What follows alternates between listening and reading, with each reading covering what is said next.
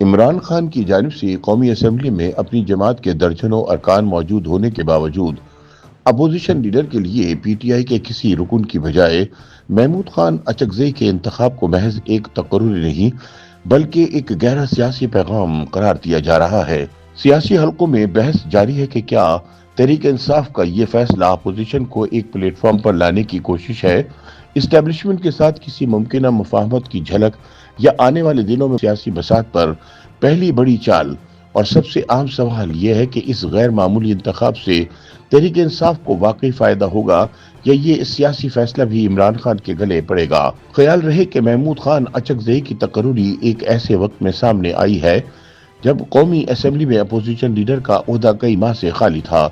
گزشتہ برس اگست میں الیکشن کمیشن آف پاکستان نے 9 مئی کے کیسز میں انسداد دہشت گردی کی عدالتوں سے سزائیں پانے والے پاکستان تحریک انصاف کے 9 اراکین پارلیمان کو نااہل قرار دیا، جن میں اس وقت کے اپوزیشن لیڈر عمر ایوب خان بھی شامل تھے۔ اس کے بعد سے یہ اہم آئینی منصب خالی رہا، تاہم اب اسپیکر قومی اسمبلی کی منظوری کے بعد محمود خان اچکزئی کی بطور قائد حزب اختلاف تقرری کا نوٹیفیکیشن جاری کر دیا ہے۔ تاہم ناقدین اس بات پر حیران ہیں کہ قومی اسمبلی میں تحریک انصاف کے 70 اراکین کی موجودگی کے باوجود پارٹی قیادت نے اپنی صفوں میں سے کسی کو آگے لانے کی بجائے محمود اچکزئی کی صورت میں ایک اتحادی رہنما کو یہ ذمہ داری کیوں سونپی۔ اسی سوال کا جواب دیتے ہوئے سینئر صحافی اور تجزیہ کار مظہر عباس کا کہنا ہے، اگرچہ محمود خان اچکزئی کا براہ راست تعلق تحریک انصاف سے نہیں، مگر انہیں اپوزیشن لیڈر بنانے کا فیصلہ خود عمران خان کا ہے۔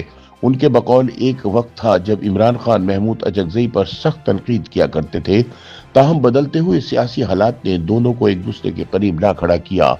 مظہر عباس کا کہنا ہے کہ محمود اچکزئی نہ صرف اپوزیشن جماعتوں کے اتحاد تحریک تحفظ آئین پاکستان کے سربراہ ہیں، بلکہ ان کا شمار ملک کے قداور اور نظریاتی سیاستدانوں میں ہوتا ہے۔ ان کے نزدیک یہ تقرری تحریک انصاف کے لیے فائدہ مند ہو سکتی ہے، جبکہ حکومت کے لیے بھی یہ ایک آئینی اور سیاسی مجبوری پوری کرنے کے مترادف ہے۔ مظہر عباس کے مطابق محمود خان اچکزئی کی تقرری میں تاخیر نے غیر ضروری سیاسی کشیدگی کو جنم دیا، تاہم اب توقع کی جا رہی ہے کہ حکومت اور اپوزیشن کے درمیان رابطے بحال ہوں گے، خاص طور پر چیف الیکشن کمشنر یا چیئرمین نیب جیسی آئینی تقرریوں کے معاملے پر، جن کے لیے اپوزیشن لیڈر سے مشاورت لازم ہے۔ مظہر عباس کے بقول جب حکومت اور اپوزیشن قومی معاملات پر ایک ساتھ بیٹھیں گے تو اس سے سیاسی تلخی بھی کم ہوگی۔ تاہم ناقدین کے مطابق عمران خان اور محمود اچکزئی کے مابین ماضی کی تلخیاں اس فیصلے کو مزید دلچسپ بنا دیتی ہیں۔ 2014 کے دھرنوں کے دوران محمود اچکزئی نے نواز شریف حکومت کا ساتھ دیا، جس پر عمران خان نے ان پر شدید تنقید کی۔ بعد ازاں وہ پاکستان ڈیموکریٹک الائنس PDM کا بھی حصہ رہے اور عمران خان کی حکومت کے خلاف کھل کر بولتے رہے۔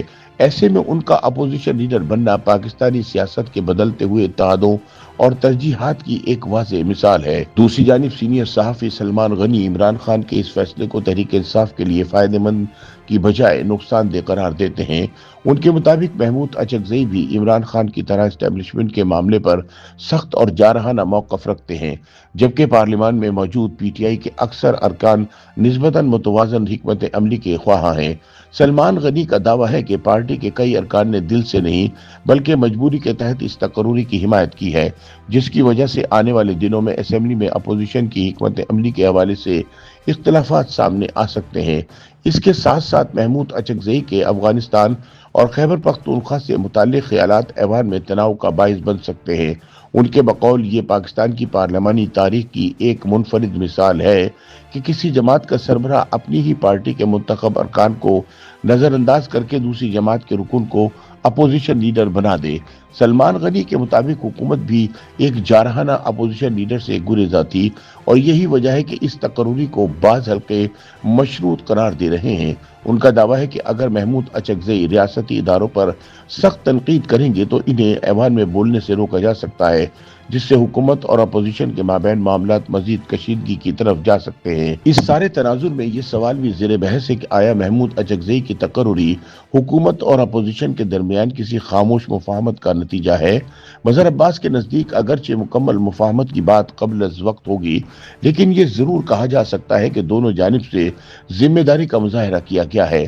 अब असल इम्तहान 8 फरवरी को दी जाने वाली एहतजाजी कॉल होगी, जहां बतौर अपोजिशन लीडर महमूद अचकज़ई से तवक्को की जा रही है कि वो पूरी अपोजिशन को एक मौसर हिकमत अमली पर मुत्तहिद करेंगे। सलमान गनी भी मजहर अब्बास से इत्तफाक करते हैं कि महमूद खान अचकज़ई की तकर्रुरी किसी मुफाहमत का नतीजा है। वो कहते हैं कि अगर पाकिस्तान की सियासत में इस वक्त कोई मुफाहमत होनी है तो वो जेल में बैठे इमरान खान और मुल्क की इस्टेब्लिशमेंट के माबैन होनी है। इसलिए इमरान खान के तजवीज़ करदा अपोजिशन लीडर की तकर्रुरी से आने वाले वक्त में दोनों अतराफ से बर्फ पिघल सकती है। दूसरी जानिब तहरीक इंसाफ की क़ियादत फिलहाल महमूद खान अचकज़ई की बतौर अपोजिशन लीडर तकर्रुरी पर पार्टी के अंदर इख्तलाफात के तासुर को मुस्तरद कर रही है। बैरिस्टर गौहर खान, जुल्फी बुखारी और उमर अयूब खान समेत मुतअद्दिद रहनुमाओं ने इस तकर्रुरी का खैर मकदम करते हुए उम्मीद जाहिर की है कि महमूद अचकज़ई इमरान खान के एतमाद पर पूरा उतरेंगे। मुबस्सरीन के मुताबिक अब देखना यह है कि महमूद खान अचकज़ई बतौर कायदे हिज़्ब इख्तिलाफ इस किरदार को किस हद तक मौसर बनाते हैं और आया इमरान खान का ये गैर मामूली फैसला तहरीक इंसाफ के लिए सियासी फायदेमंद साबित होता है या एक नया चैलेंज। YouTube पर गूगली न्यूज देखने के लिए youtube.com की सर्च बार में गूगली न्यूज टीवी टाइप करें। गूगली न्यूज के पेज पर सुर्ख रंग के सब्सक्रिप्शन वाले बटन पर क्लिक करना ना भूलिए। YouTube पेज पर अपलोड होने वाली वीडियोस से बाखबर रहने के लिए बेल आइकन पर क्लिक कीजिए। आपको हर नई वीडियो के बारे में नोटिफिकेशन मौसूल हो जाएगा।